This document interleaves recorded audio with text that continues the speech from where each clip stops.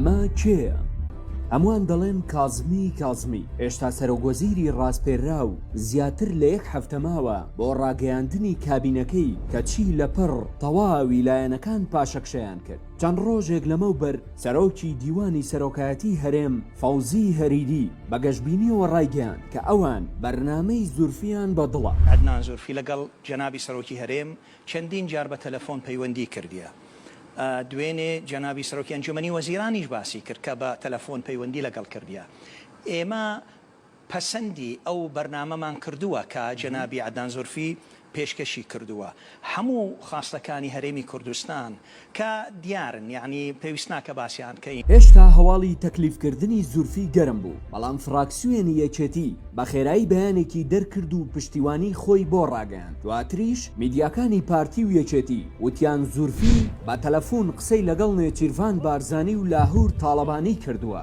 زورفیش تاوناتاوێک بە تویت و لێدوانەکانی بۆ میدیاکانی پارتی مەرایی بۆ کورد دەکرد و دەیوت کێشەی موچە لەسەر من خەمتان نەبێ، پێشمەرگە وەک سوپای عێراقە و ڕێزی دەگرین. پاشان پەرلەمانتارێکی یەکێتی وتی ئەوەتە چەند کاژمێرێکی تر زورفی دەگاتە کوردستان و کێشەی موچەی لەگەڵ حەل بکەن.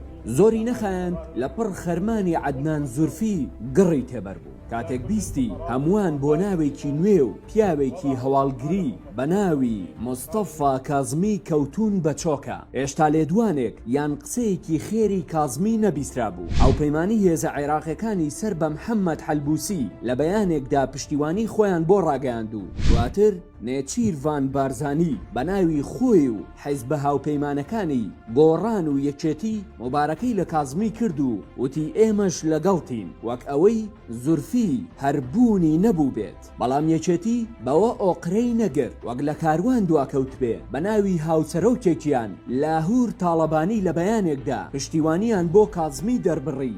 کەس نازانێ کازمی چێ و لەسەر چ بنەمایەک ئاوا هەمووان دەڵێن بەڵێ بۆ کازمی. پاش 3 هەفتە لە ناڕەزایەتی و هەڕەشە و ململانەی هێزە شیعەکانی عێراق دوجار بە سەرپەرشتی پیاوی پشت ڕووداوەکانی عێراق نووری مالیکی ڕێکەوتنی شیعی لەسەر مستەفا کازمی بۆ پۆستی سەرۆکوەزیران یەکلایی کرایەوە. هەرزوو لە کوردستانەوە بۆ مالیکیان سندەوە و وتیان بەڵێ کازمیمان دەوێ.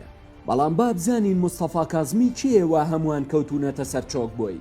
کازمی دەرچووی کۆلێژی یاسایە، زیاتر لە 15 ساڵ خزمەتی هەیە لە چەند بوارێکی جیاواز. لەوانە چارەسەرکردنی ناکۆکی بواری میدیا و ڕاگەیاندن بە کەسێکی سەرکەوتوو دادەنرێت کە سیاسەتی لە کاری هەواڵگری جیا کردەوە. چەندین پرۆژە و کاری دۆکۆمنتاری و ئەرشیڤکردنی هەیە لە بواری تاوانەکانی ڕژێمی پێشوو. بەشێکی زۆر لە نووسین و کارەکانی لە بواری چارەسەری ئاشتیانە و گفتوگۆی ئاشتیانەدا بووە. بەڵام بە شێوەیەکی سێ ساڵی 2016 لەلایەن عەبادیەوە کرایە سەرۆکی دەستگای هەواڵگری عێراقی. کازمی بەوە ناسراوە کە پیاوێکی پۆپۆلیز نییە، لە بێدەنگیدا بە ئارامی کار دەکات، تەکنۆکرات نییە و پیاوی سەرمێز و تەشریفاتیش نییە، بەڵکو شتێکە لەو نێوەندەدا ئەو لەو کەسانەیە لە دانوستان و پەیوەندی نێودەوڵەتی شارەزایە. بەڵام ئەزموونی ئیدارەدانی ئابووری و ململانەی حیزبی نییە و کەمترین بەشداری سیاسی هەبووە. ئەوەی گومان لەسەر کازمی دروست دەکات خودی خۆی نییە، بەڵکو لەلایەک ئەو وەسف و پیاهەڵدانەی سەرکردەی ئەو حیزبە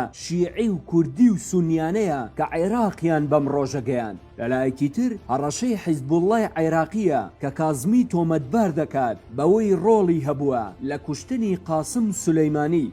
ئێستا ئەم ناوە نوێی ئەم سەردەمە پڕقەیرانە بە دنیایەک ئەزموونی هەواڵگریەوە ڕوو دەکاتە کایی سیاسی و وەرگرتنی بەرزترین پۆستی سیاسی لە عێراق. ئەمەش دوای هاتنی مەسرور بارزانی لە پۆستی ئەنجومەنی ئاسایش و دەستگای پاراستن دووەم کەسە ئەو پۆستە وەربگرێت لە کاتێکدا کێشەی عێراق و هەرێمی کوردستان نەجەنگە و نەهەواڵگری بەڵکو کێشەی سەرەکی گەندەڵی و ئابووریە.